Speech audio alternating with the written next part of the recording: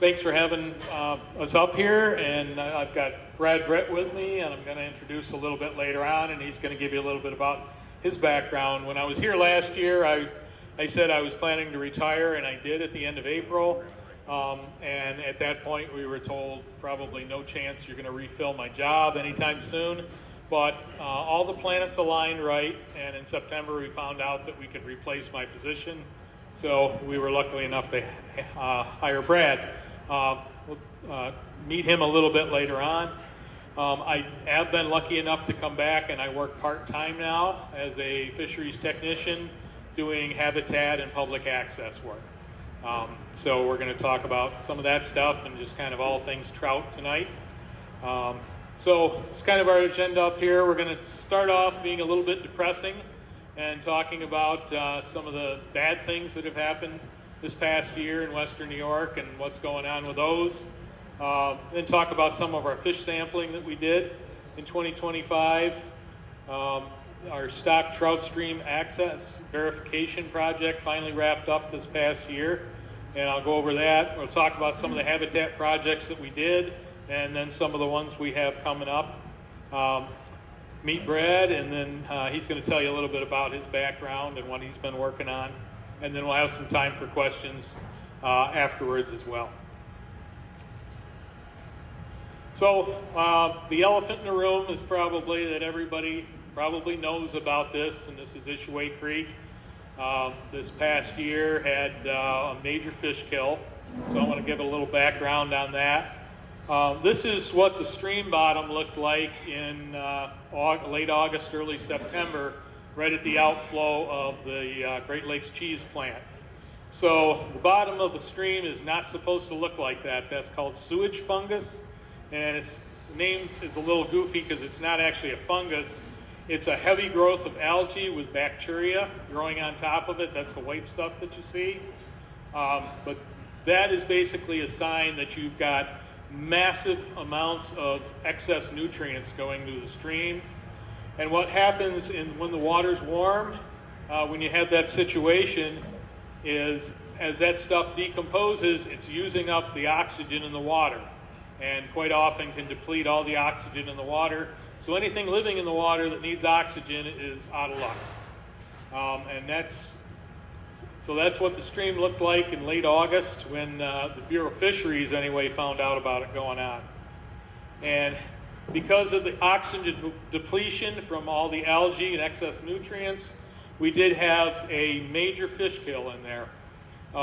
And that's pretty much everything. Everything from the large northern pike in the lower left part of the picture in there, and right down to the smaller fish. There's a lot of different fish species in there, and pretty much everything died. Anything that needed oxygen. So to give you a little bit of idea where the section, if you're not familiar with Ischua Creek, you see Franklinville, and it's flowing north to south there. Flows through Franklinville, through the village of Ischua, and joins Oil Creek down in Maplehurst. So the Great Lakes cheese plant just north of Franklinville, that's where the outflow was. So that was the beginning of the, we'll call it the aquatic life kill, because everything that needed oxygen was. And the downstream end, you can see just upstream of the village of Ischua. So it was about 9 miles of stream overall that was affected. And this past summer, as you probably realize, we had very low stream flows, drought through the whole summer and into the fall. So stream flow was pretty low. Ischua Creek's a pretty low gradient stream, so it wasn't flowing very fast. And all those nutrients in there and that stuff decomposing in there wasn't getting a lot of oxygen at all put into the water from turbulence or anything. So that really made that situation even worse. So it's 9 miles of stream. We've documented over 40 species of fish in this section of Ischua Creek. So it's a very diverse stream. That's just the fish. We've got a lot of other kinds of aquatic life in there. It's a very diverse freshwater mussel stream. So, this is not just your average stream out there. It's a very diverse stream. Based on the work that we did this fall, we estimated, and a conservative estimate, about 164,000 fish perished in that section of stream. So this is not something minor. And again, pretty much anything that needed oxygen in the water and couldn't escape to get it anywhere else was out of luck. So, you know, there's tributaries coming in that some fish were able to get into and things. So it wasn't 100% fish kill, but it was very, very large. As far as trout management in here, we've managed this stream with two different stock sections. The upper section of the creek, which is, let's see, get my pointer out here. The upper section of the stocked extended, so that's one of our better stock sections. Gets stocked 4 times a year. So the upstream of that was just below the upper end of the fish kill, and the lower end was down in here. So the entire stocked extended section was in the fish kill, and then the stocked management section begins here and runs down to the mouth. So about the upper 2 miles of that was affected as well. So Bureau of Fisheries, the Region 9 office, did expend an awful lot of time this fall out there trying to assess the damage, see what was left and what was lost. So a lot of our time was spent there instead of doing other projects that we would normally do in the fall. So the first one was electrofishing, looking for fish. This was seining. Pretty disgusting, actually, as you can see in there. Between the dead fish, the algae, it really stunk. It was not pleasant. So what's being done right now through the winter? Obviously not a whole lot we can do fish sampling wise. Water quality monitoring is being done by Division of Water, both in the plant itself and in the plant outflow. And when the water warms up, they'll have more monitoring stuff above and below the plant on the stream. There's also, as part of the consent order with DEC, they had to hire a third party to be monitoring the water quality as well. So it's not just our folks and it's not just the people from the plant.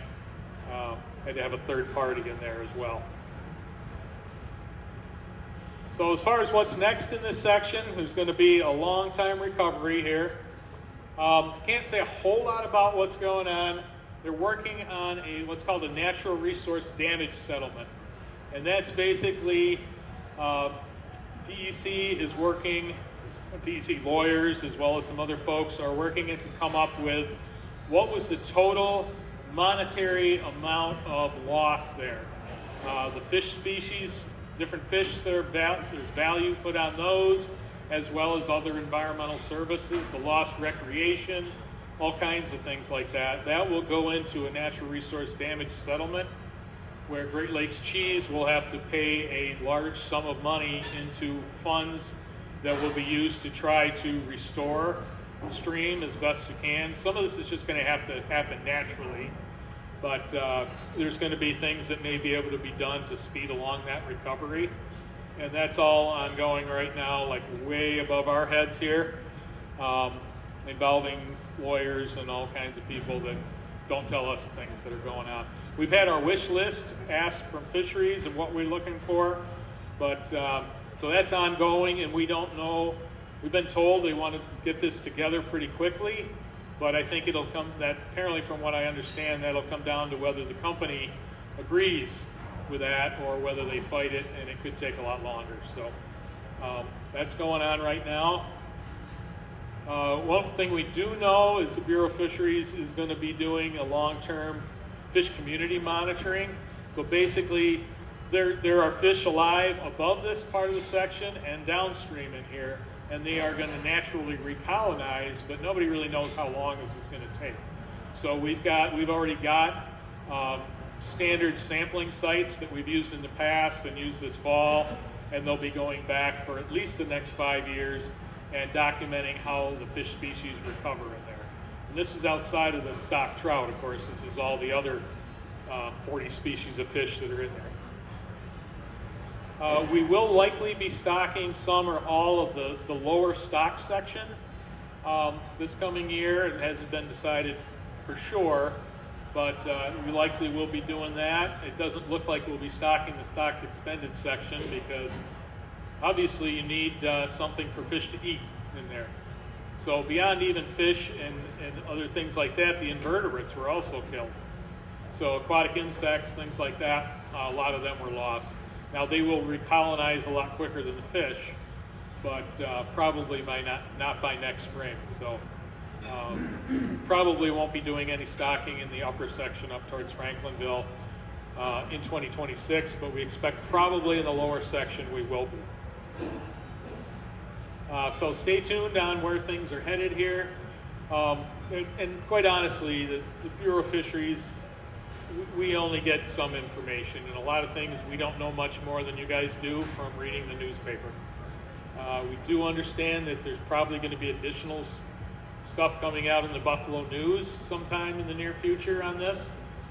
They've foiled apparently all the records from DEC on this, so I think they're going to be doing some additional stuff.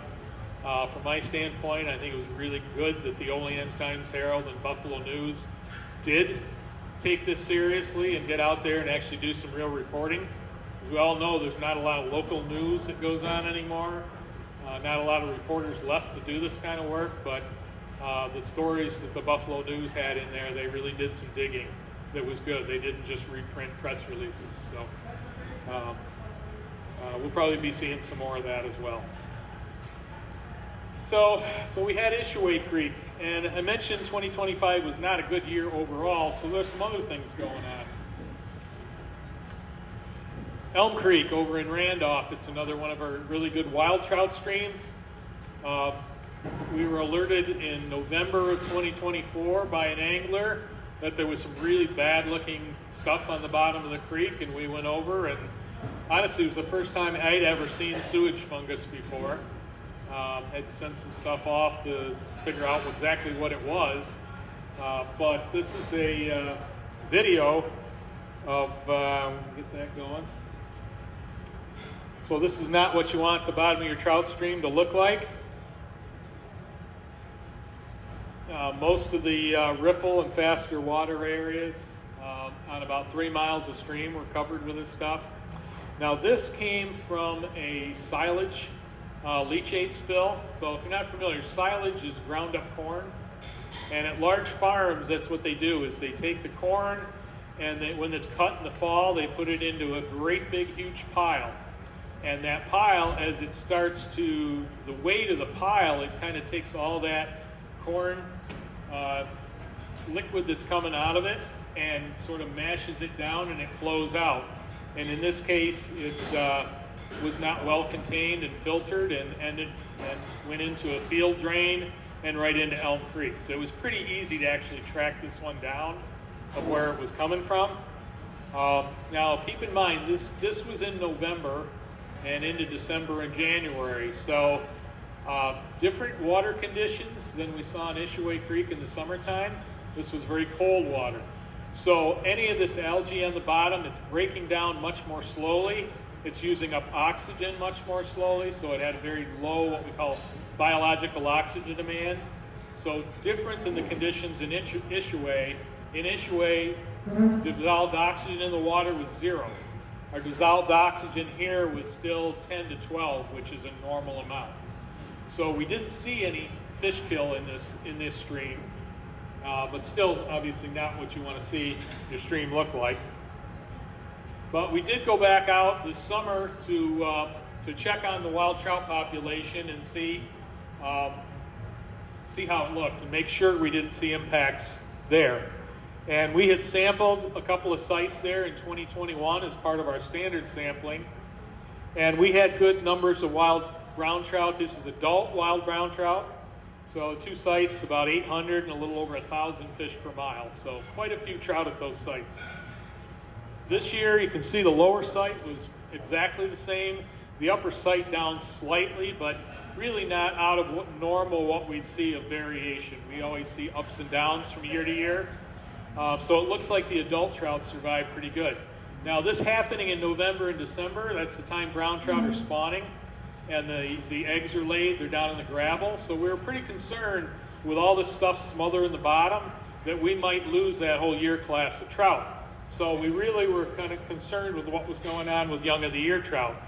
So at those same two sites in 2021, we found those numbers, and in 2025, we found that.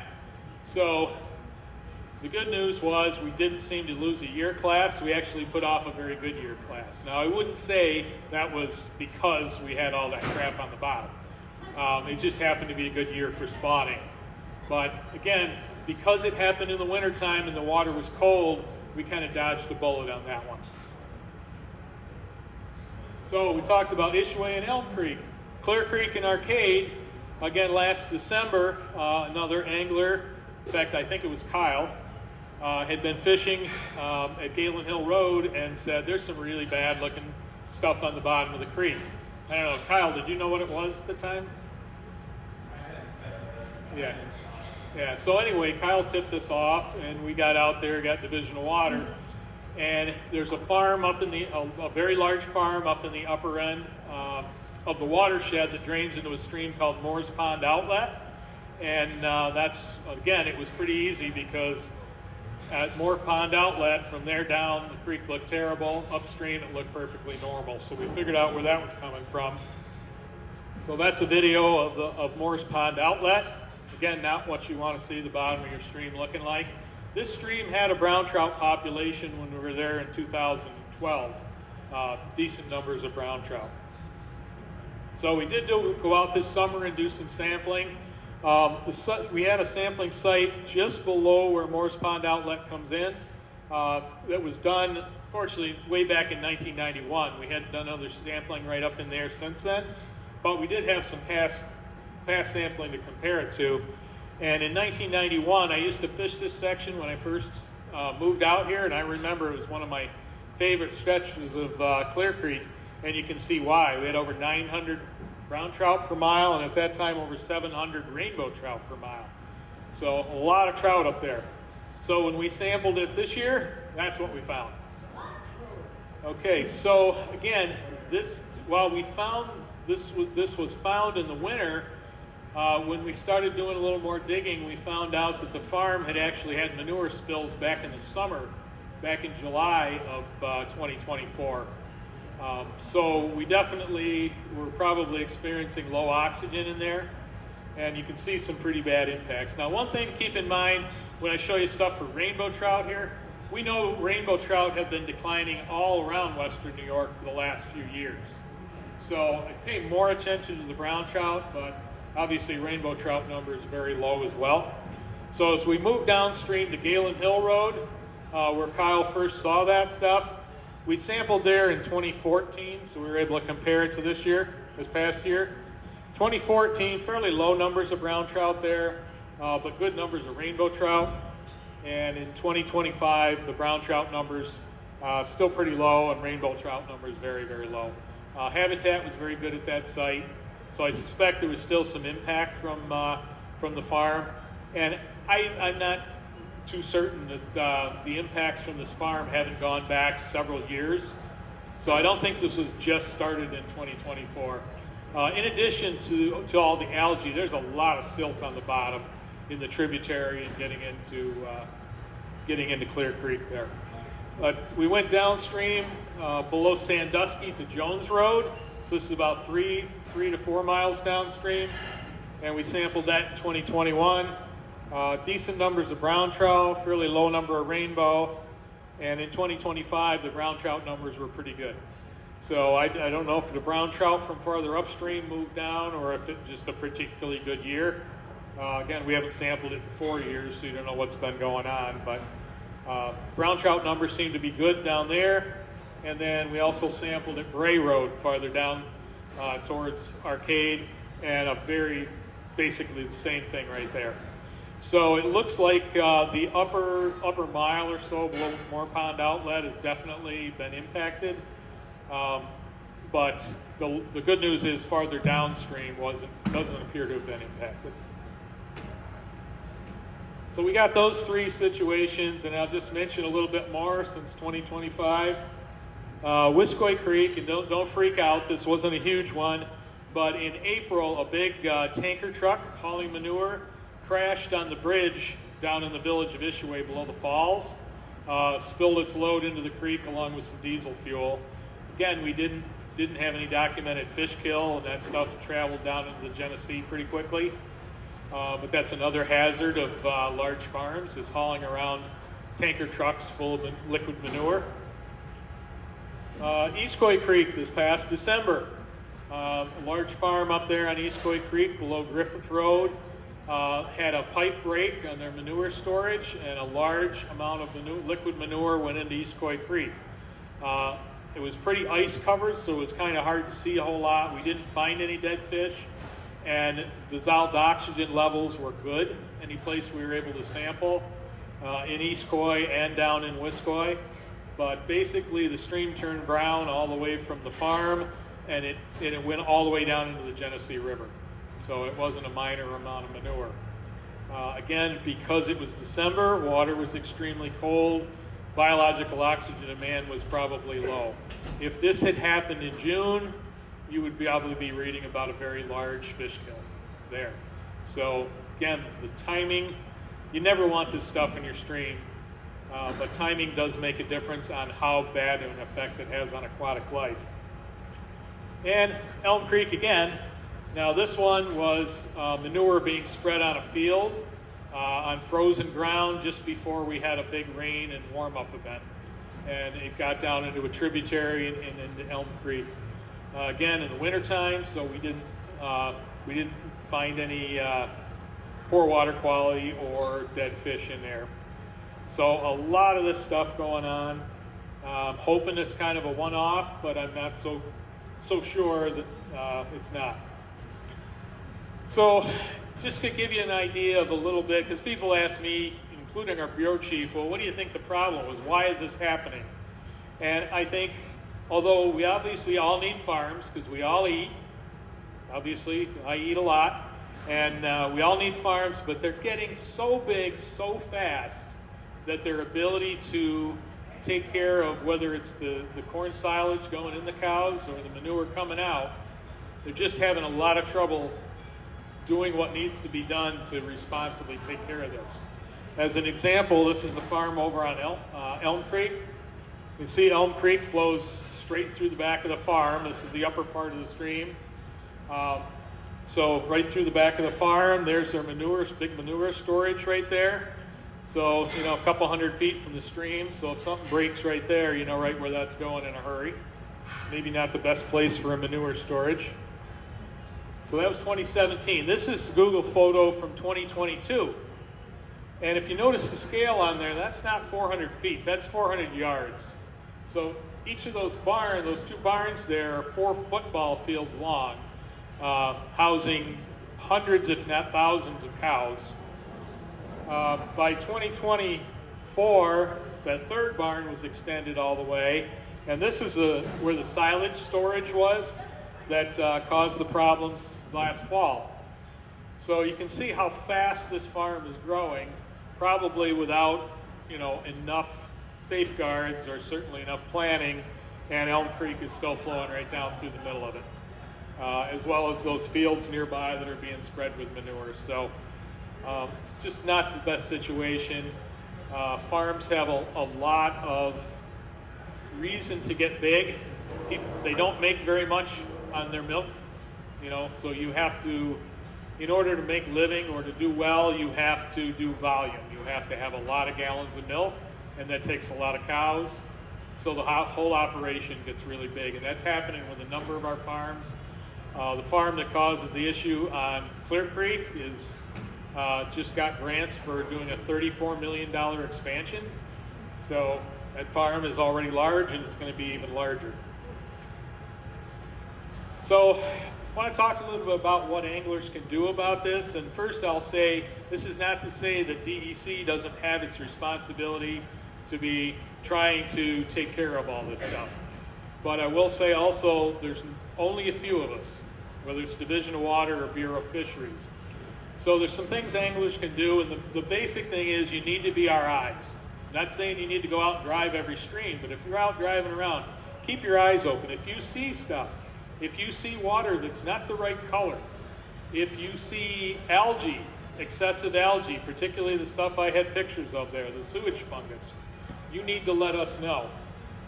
Both the one on Elm Creek and the ones on Clear Creek, that's how we're finding out, is anglers are telling us that. And you know, Ischua Creek, I have no idea how people living in Franklinville did not know that was going on for weeks, if not months, and nobody said anything. A farmer partway down the stream, when our folks talked to him, he said, "Oh yeah, I've been seeing dead trout, 3 weeks ago." You never called? Nobody ever called? So if you see something, call. The numbers are on the TU website, so I'm gonna show you that in a minute. But write those numbers down, keep them in your phone, keep them handy, so if you see this, you can make the call. And follow up. Make sure that your call, you got to the right people and something happened. And the follow-up questions maybe need to come to Brad or myself or Jim Markham, because we can at least see what our folks are doing about it and make sure things are being addressed. Also, the TU Rivers app, Kyle had set up something on there so that this app was kind of originally set up so you could see areas with bad stream erosion or something and report that. But you can also report, pollution events. But this should not be the first thing you go to, because this is for stuff that we might need to take care of in a month or a year. This is not stuff for taken care of today. So you can use that TU Rivers app, but that's not the primary thing you should be doing. So if you go on the chapter website, you see over there on the left, there's something that says Stream Pollution Reporting Call List. And this links, when you bring that up, this is something Joe put together, I think was that the November October newsletter. So there's more in there that Joe talks about, but basically these are the phone numbers to call, and call in that order. And the reason I say that, the law enforcement office in Buffalo, Monday through Friday, regular hours, there's an officer on duty that answers the phone and can get a conservation officer that's on duty in that county. He can get them right out there. If it's after hours or if it's on the weekend, it goes to a dispatch line, like a statewide dispatch line, and they can do the same thing. There's a conservation officer for every county that's on duty 7 days a week. So they're our first line to get out there and try to figure out what's going on and what needs to be done. The DEC tip line would be the second one. DEC spill response, and then Division of Water. There's only got somebody going to be there Monday to Friday during regular hours. And then you got Jim Markham's number and my number. We're going to get Brad's up there. And Joe kind of emphasizes it's not bad to call all those numbers. It's going to increase the chance that the right person's going to get it and do something. But really, the law enforcement or the tip line are the primary two. And that's going to at least get somebody out there to start looking and seeing what's going on. Because sometimes the farms, if it's a farm that's doing this, will self-report, but sometimes they're not. So you may be the first person to report that. Okay, any questions on the depressing part of things? Scott, in terms of the natural resource damage assessment, is there anything that we can do in terms of reporting how often we fish that creek? Maybe how many miles we put on to get there, fish it, trying to build up the economic dollars. Well, we kind of already got that. This question was with the natural resource damage settlement, whether there's anything, folks can do here. We did have an angler survey there in 2008, so we do have some idea of the amount of fishing that goes on. And that was, I sent the stuff, actually, you never would have known it. DEC has an economist. They actually work in our natural resource damage. And she asked me for that report specifically because they wanted to include that, because they can come up with what the value of the fishing that goes on there is. So probably at this stage, there's not anything anglers can do as far as the natural resource damage settlement. we've kind of got that part there. The rest of it's well above our heads. Yeah, Nick. I haven't really seen any pictures of that trout off the Ischua. Overall, was there some large fish that you guys found? So we didn't get a lot of trout. That first picture I showed with the dead fish, there actually was a sizable brown trout in the background in that. Talking to Justin, they didn't get very many trout, but I think the reason for that is by the time we were notified of it and got out there, those trout had probably died well before the other fish. Trout need a higher amount of oxygen than carp and other species like that. So I think most of what we were seeing was the more recent dead stuff. When you have a fish kill, it's amazing how fast that stuff gets scarped up by scavengers, or decomposes, but especially scavengers. So I suspect we didn't, when we were out there, did not see a lot of dead trout. Like I said, that farmer down at Cole Shoots Road said, yeah, there was a lot of dead trout here 3 weeks ago, but we didn't find a lot, by the time we were out there. But that's probably why. Now, this was later in the summer, so by the time you're down in that lower section, it's getting kind of warm, so there probably weren't a lot of trout down there. There's no big ones in there anyways. Okay. And not over 2 feet anyway. Yeah. Yeah, so that's why we weren't seeing a lot of dead trout, I suspect. They had already died and disappeared by that time. Anything else on it? Yeah, Jen. Were there any impacts on things like hellbenders and paddlefish? So not paddlefish because they're way down in the reservoir in a lower river, lower Allegheny River, and the impacts didn't go that far down. They did find dead hellbenders, which, if you're not familiar, it's the largest aquatic salamander, I think, in the United States. And they did find some dead hellbenders. But again, they get oxygen from the water, so that's why we lost them. I had a couple of years ago, I met somebody that claimed he caught a paddlefish. We had a picture of it. Up at the Hinsdale area. Okay, that would be good. You should actually send that, if you can, to Justin, because we haven't been able to document paddlefish in the upper part of the river. Yep. Okay. Yeah, let Justin know that. Yeah. Has there been any changes or review of the permit process for Great Lakes cheese, or just in general, in terms of your office's involvement, or just any change in the process? I'm sure there have been. They don't tell us about that kind of stuff. There's probably a lot of things that go on, that we don't know about. So I suspect there's got to be something going on because their effluent now is not putting nasty stuff out there. So yeah, they've done some kind of change to their process.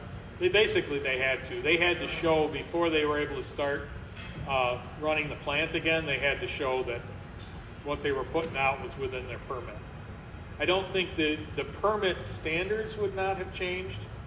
I mean, because that's basically in law, the regulations state, what the dissolved oxygen has to be, and levels of all kinds of different things. So those are standards that have to be met. So from that standpoint, they wouldn't have said, you only have to have that much oxygen. Whether they change them to be more stringent, I don't know. I mean, I haven't seen their permit. I don't know if the public can actually see their permit. I hope you could, but I don't know what stuff is foilable and what stuff is not. Is that an Albany process typically? I'm sure they're involved, but the region does the permits probably. Yeah, out of the Buffalo office. So yeah, I don't know the answer on that one. Yeah. Anything else on that? Maybe move on to a little bit happier stuff. But kind of wanted to get that out of the way. It's, need to say what's going on, and it's concerning. So, Ischua Creek project we did at Albro Road, a habitat enhancement, was done in the fall of 2024. I talked about this at other meetings in the past. Basically, heavily eroding bank in there and kind of lacking good fish habitat. So we went in, we put about 100 feet of lunker structures in to build an artificial undercut bank. We installed some root wads upstream and downstream of that, and then a grade control structure, which was down at the bottom end. It's just kind of make sure the whole thing, grade control is down here, the lunkers are in this stretch. You see some of the root wads up here. So that was done in the fall of 2024. It's held up to some pretty good floods, both last winter, and this was a picture in May. Probably all remember the fishing sucked in May because the creeks were out of their banks most of the month. That happened to be my first month of retirement before I came back working part-time, and I had dreams that I was going to fish so much in May. And looking at my journal, I fished less this past May than I did the year before when I was working full-time. So, yeah, plans don't always work out. But anyway, the project survived some pretty good floods. This is looking up into the project. There's a grade control, formed a nice pool down here with spaces in the rocks, and then the lunker structures and root wads up here. So we had electrofished back before we did the project, both within the habitat site and then a control site upstream between there and the bridge at Elborough Road to try to see what the population was. So it's electrofishing through the lunkers there. And so when we sampled in 2024, again, we had a site within the habitat and a site upstream of the habitat where we didn't do any improvement. So in 2024, we had actually more fish at the control site than within the habitat site, because the habitat was better up here than down there. And then 2025, we went back, and we actually saw declines in both of them. I guess what I'd point out is the decline here was substantially more than where we added some habitat.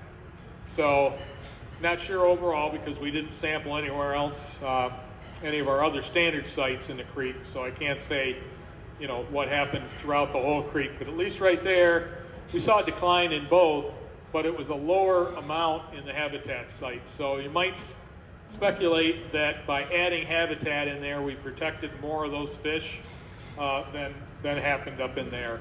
But we'll be going back again in 2026 and see what things look like. Continue to monitor these sites. That's one of the things we're trying to do, is once we put stuff into the creek, we want to go back and see what are the fish living in it, are they using it, and try to learn from what we're doing of can we do things a little bit differently, or is this working out really well? We know from some other projects, the lunkers have worked out really well and held fish, and I think, we definitely, some of the findings, again, the abundance was different, or it was declined, but it didn't decline as much where we added habitat. Adult trout were using the lunkers. A lot of the ones that we got came out from those lunkers, and also in the pool below the rock riffle there. So they were using those structures we put in. What they weren't using was those root wads. We basically got no trout out of them. Now, maybe it was because it was summer low flow, and maybe they use those when the water's higher, but at least at the time we were sampling, they were not utilizing those root wads. The County Soil and Water Conservation District, also in 2024, did a bank project down at the just above the Pike Dam and the fairgrounds, and used some root wads there. And we did a little bit of shocking there this past summer as well. We also found they weren't using the root wads there. So, other root wads are kind of a really common thing to do, and at least my understanding is they work really well. Well, didn't seem to be the case that we found. Again, it was a one-time sampling, so I can't say that's always going to be the case, but that seems to be what we found. So that did change our thinking a little bit about another project we did that I'll talk about here in a minute. Switch gears a little bit, talking about stock trout. I've talked the last couple of years about our stock trout stream access verification project. This was something that our Bureau seemed to feel strongly that we needed to go out and make sure that any place we were stocking trout is definitely open to the public to fish. Don't think that was a big problem out here in this region. Some other regions thought it was. So we did a 4-year project to to find out what the case was. And in 2025, we finished up the stock streams in Cattaraugus County. We'd started in 2024, but we finished them in 2025. And just like the other years, the majority of the landowners that we asked, they either said no, which was some of them, but the vast majority never responded to our letters at all. And that's been the case for all 4 years that we did that. However, we did get enough people who said yes, that we were able to keep most of our stocking, or keep stocking on most of the streams that we did. And as I'll show you, we actually made out a lot better than a lot of other regions around the state in this process. We kind of summarize what we found in the 4 years of this in Region 9. So for Region 9, we had to remove 3 streams from our stocking because we couldn't find any place where people said, confirmed that they allowed people to fish. So Upper Buffalo Creek, and we were only stocking about a mile of this as it was because we did have posting on there. West Branch, Conewango Creek, and Wrights Creek down in Cattaraugus County. I don't know, anybody here ever fished the latter 2 streams there or even know where they are? Yeah, I don't think they were getting fished a lot anyway, so they were not a huge loss. So we had to drop those 3 streams in this process. There were about 80 streams statewide that were dropped, and we only lost 3. I think like 24 was Region 5 lost 24 streams. So we actually made out pretty well in that regard. What we did lose is a lot of miles that were, on the stocking books. 238 miles went down to 171. So we lost 67 miles of places to stock fish, which would have been pretty bad, except they did allow us to have what are called roadside access sites or bridge stocking points. And we had 38 of these places where we had a landowner at a bridge that said, yes, I allow fishing. And as long as we had 2 of those on a stream, we were able to keep stocking. And we had 38 of them across the region. There were only 90 for the entire state.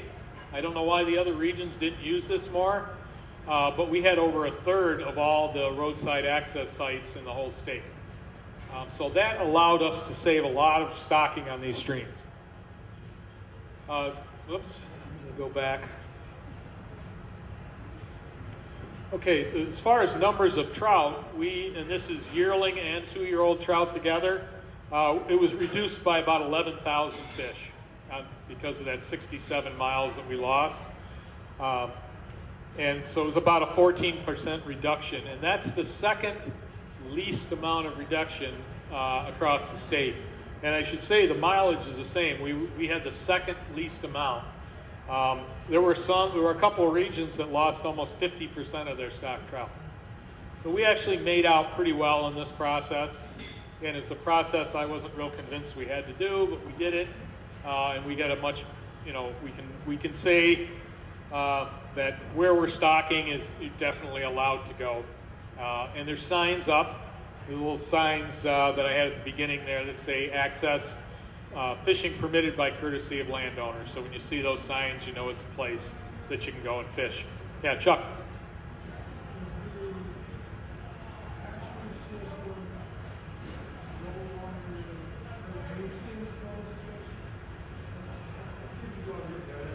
Yeah.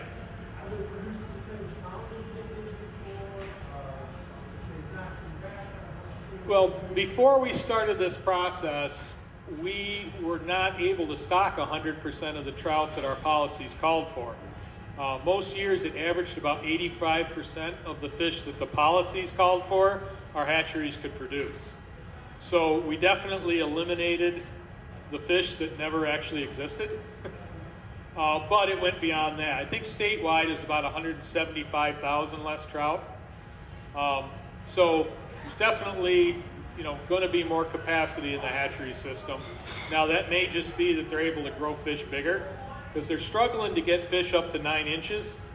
So by reducing the total number we're growing, they may be able to hit more of those 9-inch goals. So anyway, Region 9 made out pretty well in this process compared to a number of the other regions, which, you know, until the report just draft report just came out, I really didn't know how we compared, but we made out pretty well in this process. I got a question. Yeah. I got fishing access to Buffalo Creek, and I let people fish there, and I never got one of those letters. Which we're On Buffalo Creek at the end of Lexington Green, on the Oxbows. There's 5-person sills on Buffalo Gas, when you own the property out from the middle of the creek. Last person sill where that deep pool is and things like that, right across the creek of the Oxbow. okay. You know, the hatchery truck through the back road, I know one time that there was an access road off of Green Street. There was Jesse's Nursery used to be where you ride down. Okay. There's a cell phone tower back there. There's also access for the hatchery truck to go back to that. Okay, let's talk after the meeting and take a look at a map so we know where you're talking about. I suspect if you didn't get letters, it was outside of the section that we were still stocking. It's probably. 3 years ago, I contacted, I was interested in selling the property because you can see the fishing access, but because there's no parking close by, I would rather be passing on an opportunity. So Okay. I talked to him a few years ago. Okay, yeah, if it was outside of the section that we were stocking, then they weren't sending letters out. And probably when I started working, we were stocking 8 or 10 miles of that creek, but over time there was more and more posting, so the sections had gotten reduced. And I don't know, you know, what the case was necessarily with that piece of property, but we can talk about it after the meeting when you look at a map so I know exactly where you're talking about. Yep. Yeah, any other questions on this stuff? Okay. So we did another habitat project down at the Boy Scout camp, Camp Sam Wood on Ischua Creek, so downstream of Pike, this past summer. There was actually some money left over in the grant that we used to do the Pike Dam replacement project, and said we needed to spend it, so we found another project to do that on. So this is down by the shooting range, if you fish down in that stretch of the creek. It was an eroded bank in here. Fortunately, the caretaker liked to mow right up to the top of the bank, so nothing really growing there to hold it. About 125 feet of bank. It was nice depth, so waist to chest deep, 3 to 5 feet deep, but there's just no cover in there. So not much place to hold fish. So we went in July before we did the project and did some fish sampling. That picture obviously isn't in July, but that's the one I have. So we did our electrofishing there where we're going to do the habitat project. And like we try to do on all projects, we also did a control site. So about 500 feet downstream, we did another 300-foot section down there. And this section had some down wood in there. So we kind of wanted to see what's down there where there is some habitat compared to the project where we did our habitat enhancement, and then in future years we can go and compare them and see how they change. So within that 125-foot site, nice deep pool, we got 2 yearling trout. Comes out to 71 fish per mile if you work it out that way. Any guesses where that fish was living? They were living in the only wood in that section, okay? Little down tree in there. And that was actually kind of nice. That helps to kick it. It actually kicks it over to the bank, which wasn't helping the erosion, but it helps to keep it nice and deep in there. And that's where those 2 yearling trout were surviving. As far as the control site downstream, we did 285 feet, and we got 48 trout in there.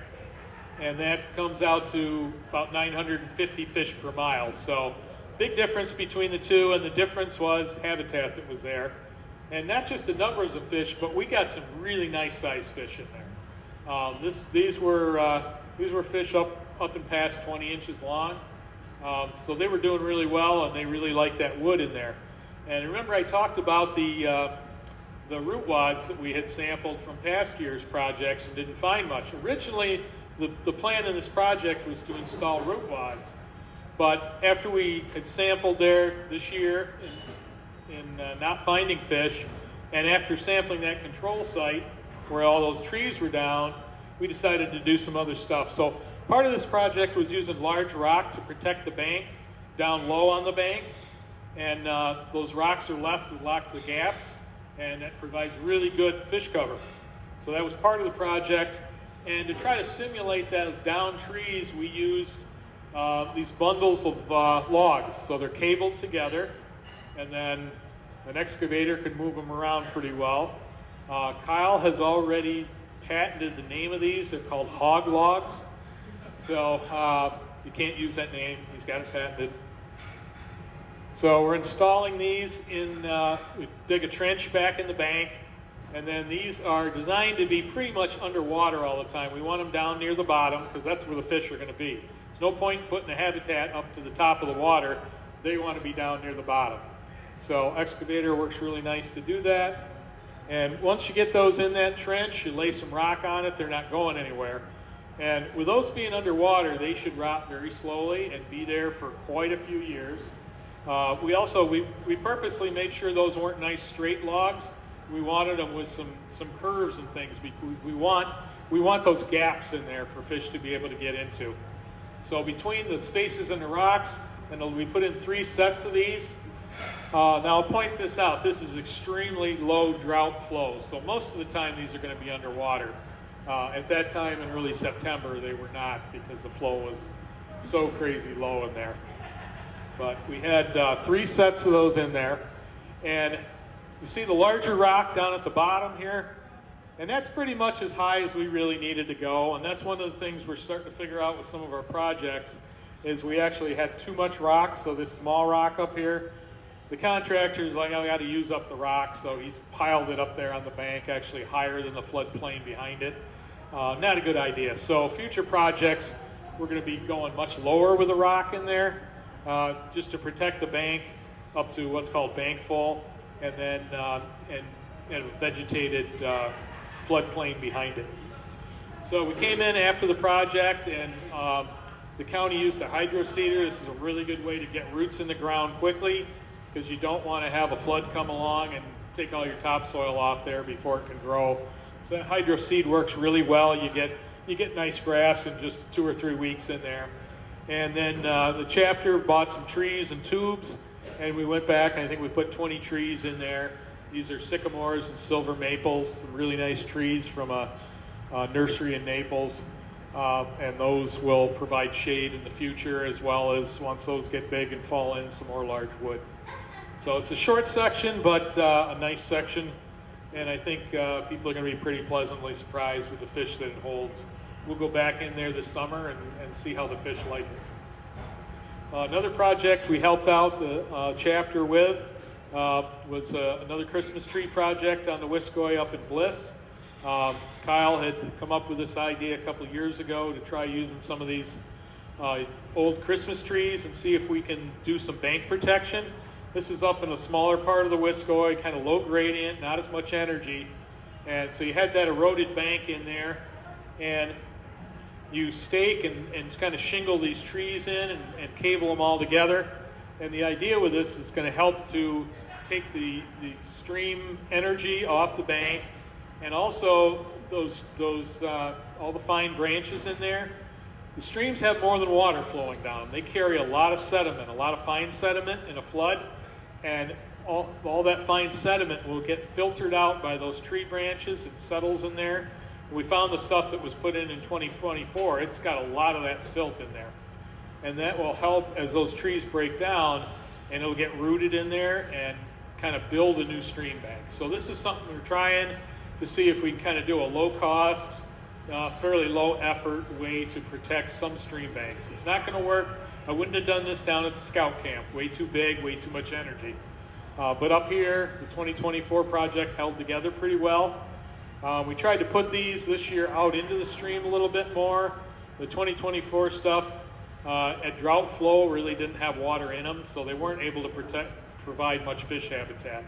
These are hopefully going to be habitat for young fish, juvenile and yearling fish in those trees too. So we got those in, and we got some more trees planted back behind them, and we used a lot of willow stakes in there to try to get some roots growing in that bank. So that was a project we did this past summer and fall.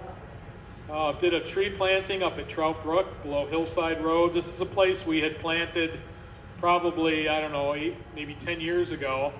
And the trees were doing decently in there, and then the beaver came in and made a dam and ate most of our trees. So this was an attempt to try to the beaver are out of there now and try to get trees growing on this section again. So we put in about 100 trees on there. This was very late April, just about the time the torrential rain started. In fact, you see the picture on the right is a little right when we were done planting, and the water had already come up, and we didn't plant the trees in the creek. The creek came up to the trees. All right, so some habitat work that we're planning coming up here. We're going to continue monitoring past projects and learn from our work, see what works and what doesn't work. Kyle has another project planned on Trout Brook in that same section we planted the trees in for adding some more Christmas trees and also some other large wood. It's a nice section there, and this section does have a fair population of brook trout, and we're hoping that adding some more habitat in there will help to benefit the brook trout. Maybe certainly going to benefit brown trout as well, but hopefully the brookies come through there too. And that'll probably be happening this summer sometime. Maybe doing another habitat project down at the Scout Camp with Soil and Water Conservation District. Mansfield Creek down in Cattaraugus County. There's a project that Cattaraugus County Soil and Water has come up with, and Brad and I are working on it, plans with them. And Joe has been in contact with Soil and Water about helping out. This is probably going to have some lunkers installed in there, so probably lunker building will be something the chapter can help with, and probably some tree planting afterwards. So that's a nice project coming up on a good wild trout stream down there. And we're going to try to be planning some other future projects. There's a lot of grant money out there right now between the Environmental Bond Act and the Habitat Access Stamp. But you got to have projects planned and ready to go for those grants when they come out. So we're going to try to be working with County Soil and Water and TU to have some other projects out there and ready to go. Nick? That Mansfield project going to be above the old project set on TLAC? No, it's going to be, it's on TLAC's property. They own most of the valley. Just upstream of Eddyville, where the angler footpath is down there. Okay. Yeah. Any questions on the habitat stuff? Okay. With that, I'd like to introduce Britt, and the new member of the fisheries team, as I said, to replace my biologist position. And I have thank you to TU in there for a couple reasons. First is, that's where I met Brad. 2018, when he was like 16 years old. At the end of the meeting, he and his younger sister came up to me, and Brad was incredibly shy back then. Kind of came up and said, hey, do you ever have anybody come out and help you with your stream shocking? I said, yeah, I'll sign you up. And he couldn't, the first year or two, he couldn't even, his dad had to bring him because he couldn't drive yet. But he was out there helping us a lot. And that got him interested in the field, and he ended up going to Cobleskill.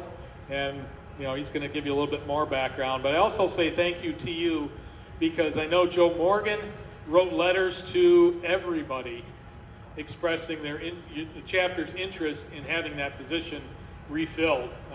Folks in the regional administration, as well as I think right on, did you send one to the commissioner? Right all the way up. And I don't know whether that played a role, but I'm sure it didn't hurt in getting that position replaced. So, thank you to TU, and I'll turn it over to Brad. Thank you, Scott. Yeah, so this is like a really nice full circle moment for me.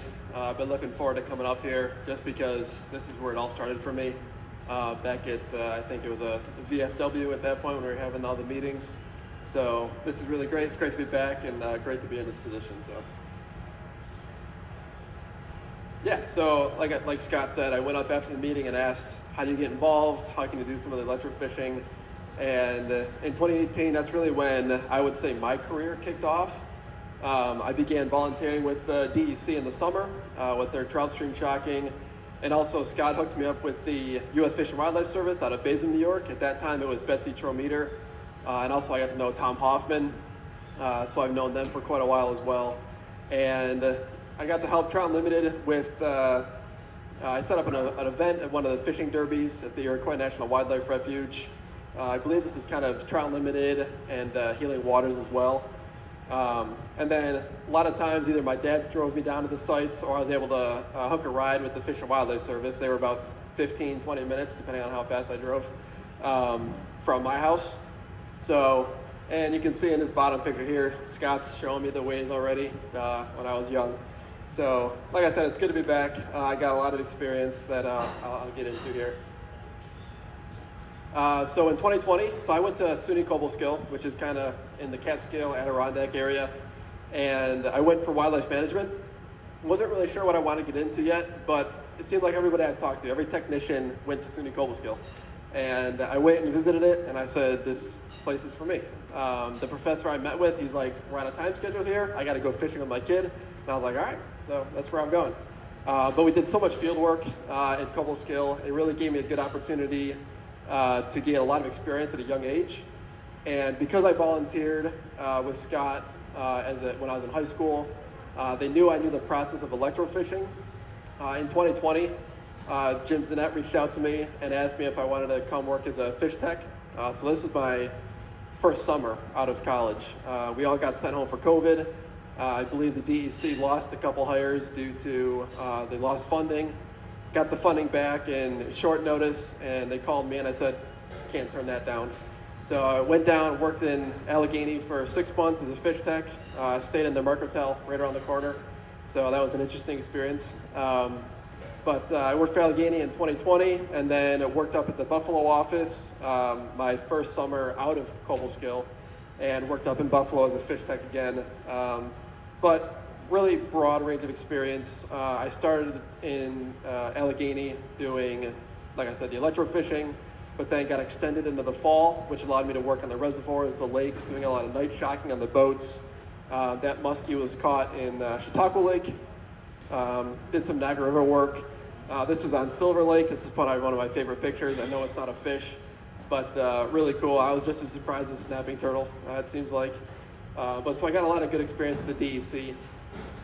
And then in 2022, this was my third summer out of, third summer in between fall and spring semesters at Cobleskill. I got to work with the U.S. Fish and Wildlife Service. And I would say this is really where I became really interested and passionate for native species and also habitat restoration. At that time, they were working on the Crow Creek project, and being able to see a project from start to finish and how successful it is, and being able to see brook trout use that pathway again, and basically reconnecting that part of the stream was really awesome in my opinion. And I got to do a lot of other habitat work as well, looking at different streams within Western New York, Central New York area with the Fish and Wildlife, and just being able to see how these projects really benefit the streams, the fish populations within those streams as well, really meant something to me, and that's really what I wanted to focus on. At this time, I also did a site visit with SUNY Brockport, and they were trying to hire a grad student to work in a tributary of Black Creek in Genesee County. And there's a new population of brook trout that were discovered in Genesee County. And I would be like, this would be an awesome graduate position for me. And unfortunately, I was still working for Fish and Wildlife. I also had to go back for my final semester at Cobleskill. But working with the Fish and Wildlife really got me interested in, like I said, native species, particularly brook trout and also habitat restoration. So I got hired on in 2023 working up in Buffalo, and then that position did come up. SUNY Brockport had a graduate student that they hired, and he ended up leaving the position. So in December of 2023, I started doing the interview process for a graduate position. Wasn't really going to go for my graduate, but I told myself it had to be the ideal position, had to be the perfect position. And this was. So in 2024, in January, I began my graduate studies at SUNY Brockport. And essentially, this was a project funded by the U.S. Fish and Wildlife Service out of Baseham to study a brook trout population in the Black Creek watershed. So this is about 40 miles west of Rochester. And part of my duties were essentially to electrofish different streams within the Black Creek watershed. And we were looking for brook trout movement. So there was a population that was discovered in 2021 in one stream, one tributary. It's a spring-fed stream. And the Fish and Wildlife essentially had funding to study that stream and 2 other nearby streams. I added on 3 other streams into the watershed to basically identify if brook trout were moving from that one stream, and if they were occupying other streams in the watershed, other headwater streams, other spring-fed streams in the area, and also if they were accessing Black Creek for aquatic connectivity. And the brook trout that we collected, we did length, weight. We also collected genetics. Not really sure when we're going to get the genetic results back. I'm not sure if that's going to be part of my thesis paper, just because we're not really sure on the timeline. But I'm hoping by the time I go to publish, we'll have genetics, which is probably the most interesting part of the project, in my opinion. And also, we just looked at population sizes. We used density, so the number of brook trout per meter squared, to get an idea of how many brook trout were found in these streams. And then this is also important because the streams where we found brook trout, there was a lot of hemlock, and there's an invasive pest called the hemlock woolly adelgid that is starting to really infiltrate and destroy hemlock streams. And hemlocks are really critical to brook trout populations. It's thought that hemlocks have shallow root structures, so it doesn't tap into that deep groundwater. So brook trout are actually found in areas with hemlocks because there's colder water being able to flow into those streams that brook trout require. So this project is really important because it gives us a pre and post invasion. So it's not really a matter of if HWA invades these streams, it's pretty much a matter of when. So before, we have data that from before HWA invasion, and then we hopefully we'll be able to compare that if HWA does invade, and we'll be able to see how it impacts the brook trout populations. So like I said, my thesis really focused on surveying 3 more streams, so 6 streams total within the Black Creek watershed, and also looking at what habitat characteristics in the watershed allow brook trout to persist. So I did a lot of research on other studies, kind of my own basic knowledge too, of what brook trout require. So pretty much high dissolved oxygen, low water temperatures, hemlocks, really important in the riparian zone. And we also looked at substrate, percent canopy cover, flow, depth, and also the water chemistry. And what we found, I ran some statistical analyses. I don't have it here with me today, but I found that, again, a riparian zone of hemlocks was really important, but also where we had a lot of silt, we did not find a lot of brook trout. It was more in areas where we had a lot of sand, so coarser substrates, which are important for brook trout spawning and also forage success.